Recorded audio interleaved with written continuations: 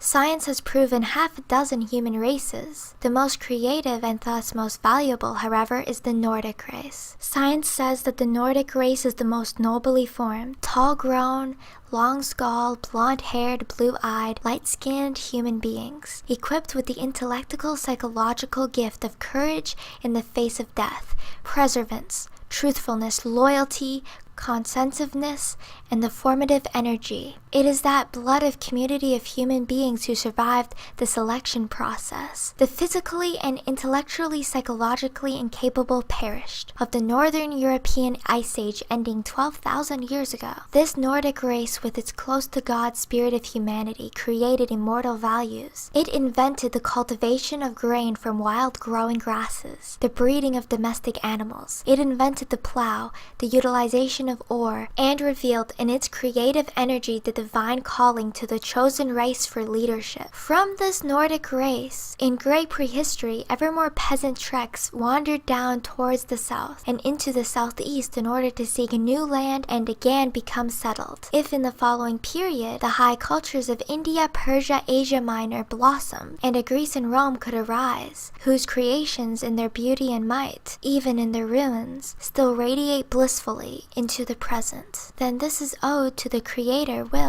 and the formative energy of the Nordic race. It is ancient peasant wisdom. The value of domestic animals remains preserved as long as the high breeding of the animals remains preserved, but their performance diminishes and their appearance too. If a highly bred race is crossed with the races of poor performance, that is how it is with the human races too. As long as the Nordic race propagated itself in its own blood, its physical noble form remained and preserved, but the psychological essence and hence formative energy of the spirit as well passed on in the offspring. But at the moment when the Nordic man began to mix his blood with other races, Nordic form and Nordic essence was lost in his offspring. It is a law of nature. The high preserves itself only in the high, the sacred only in the sacred. If the barrier of this law of nature is crossed, if the races begin to mix, then the unique value of the high and valuable sinks in the swamp of low and worthless.